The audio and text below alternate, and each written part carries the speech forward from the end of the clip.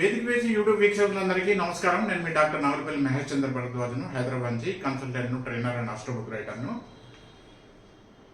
మన సంప్రదాయంలో, భారతీయ జీవన విధానంలో, సనాతన సంప్రదాయంలో అనేక సంస్కృతి, అనేక ఆచార వ్యవహారాలు, అనేక పండుగలలో అద్భుతమైన సైన్స్ ఉంది. అది ఈరోజు మనం అర్థం చేసుకోవడం లేదు. చెప్పేవాళ్ళు ఎవరు లేరు, వినేవాళ్ళు అంతకన్నా లేరు.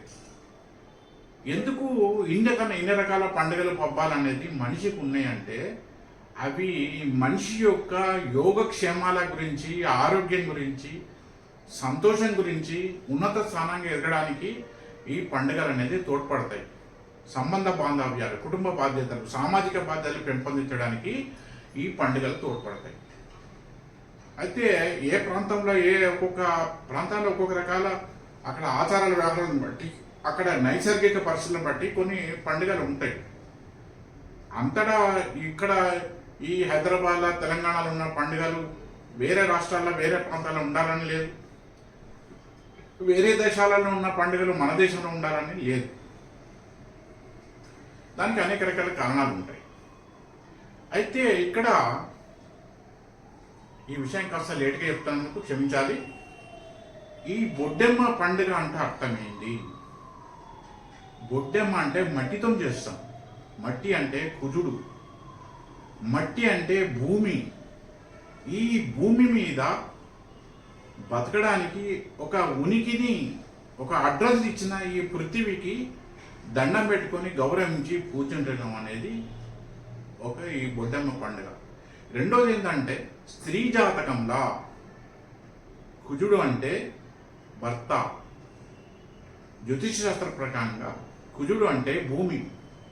అంటే ఆడవాళ్లకు, పెళ్ళి కావాల్సిన వాళ్లకు మంచి భర్త రావాలని దండం పెట్టుకోవడం, అమ్మవారికి దండం పెట్టుకోవడం, పూజించడం, ప్రార్థించడం. పెళ్ళైన స్త్రీలకు తమకు భర్తతోని మంచి సఖ్యత, సహకారం ఉండాలని పూజించడం. ఇక బతుకమ్మ పండుగ అంటే ఏంటి? బతుకమ్మ పండుగ అనేది మనం అనేక రకాలైన పువ్వులతో చేస్తాం. ముఖ్యంగా గూనుగు, తంగేడు పూలతో ఎక్కువ చేస్తాం. ఇంకా అనేక పూలతోని మనం అలంకరిస్తాం. ఈ బతుకమ్మ పండుగల ఈ పూలతో అలంకరించడం వలన జ్యోతిష్ శాస్త్ర రీత్యా కుజుడు అంటే పువ్వులు. మనం ఒక పువ్వులను చూస్తే కానీ, పచ్చడి మైదానాన్ని చూస్తే కానీ మనకు తెలియని విధంగా ఒక విధంగా ఆహ్లాదకరం, సంతోషం కలుస్తుంది. పీస్ఫుల్ మైండ్, సంతోషం కలుగుతుంది. ఇక్కడ మనిషి శరీరంలో ఈ హార్మోన్ల కారకుడు శుక్రుడు.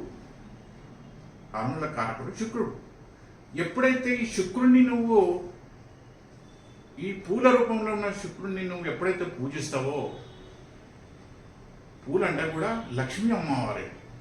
ఈ లక్ష్మీ అమ్మవారిని, ఈ త్రిశక్తి, పూలంటే ఓన్లీ శుక్రుడా కాదు, లక్ష్మీ అమ్మవారు కాదు, త్రిశక్తి, ముగ్గురు అమ్మవాళ్ళ, సరస్వతి, లక్ష్మి అండ్ పార్వతి. ఈ పూల నుంచి వచ్చే వాసనను వీళ్ళ ఆస్వాదించడం వల్ల ఈ బతుకమ్మ పండుగలో ఆటపాటలు ఆడుతూ ఈ పూల నుంచి వచ్చే సువాసనలను ఆ స్త్రీలు ఆటలాడే, ఆ స్త్రీలు పాటలు పాడే స్త్రీలు ఆస్వాదించడం వల్ల, పీల్చుకోవడం వల్ల వాళ్ళ శరీరంలో ఎటువంటి హార్మోన్లకు ఇబ్బంది కాదు. ముఖ్యంగా సంతాన సంబంధిత విషయాలల్లో లోపాలు, దోషాలు, ఆలస్యాలు పెరగవు. అందుగురించి స్త్రీ జీవితంలో బొడ్డెమ్మ అండ్ బతుకమ్మ చాలా ఇంపార్టెంట్. నేటి కాలంలో చాలామంది అనేక ఈ విద్యల వల్ల కావచ్చు, ఇతరుల వల్ల కావచ్చు, ఈ ఆటపాటలను ఒక పాతకాలపు చింతకాయ పచ్చడిలాగా భావిస్తూ వాటిని నిర్లక్ష్యం చేస్తున్నారు. ఆ పాటలు పాడడం లేదు. అనేక గేటెడ్ కమ్యూనిటీలు కావచ్చు, ఇక్కడ కావచ్చు, చాలామంది ఇప్పటికి కూడా కొంతమంది చేస్తున్నారు. సంతోషం, వాళ్ళకి నమస్కారం.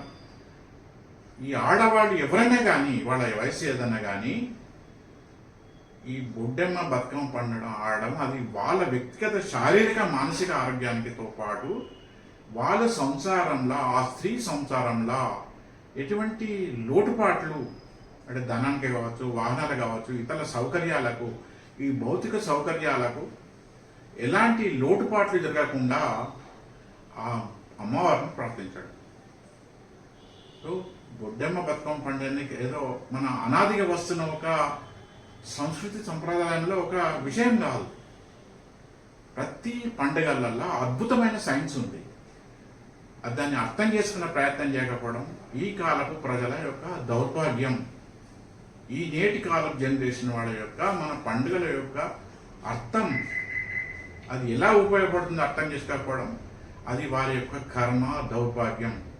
ఈ విషయంలో ప్రతి పెద్దలు వాళ్ళ పిల్లలను వాళ్ళ ఇంట్లో ఉన్న వాళ్ళను స్త్రీలను బొడ్డమ్మ బతుక పండుగ ఖచ్చితంగా ఆడేలాగా చేస్తే అది మీకు వంశవృద్ధిని ఇస్తుంది, మీకు సుఖ సంతోషాలు ఇస్తుంది, కుటుంబ తగాదాలు రాకుండా చేస్తుంది, ఎటువంటి అనారోగ్య సమస్యలు లేకుండా చేస్తుంది. నా అభిప్రాయం నచ్చిన వాళ్ళు దయచేసి నా వేదిక వేసి యూట్యూబ్ ఛానల్ను సబ్స్క్రైబ్ చేసి ప్రోత్సహించవలసిందిగా కోరుతున్నాను.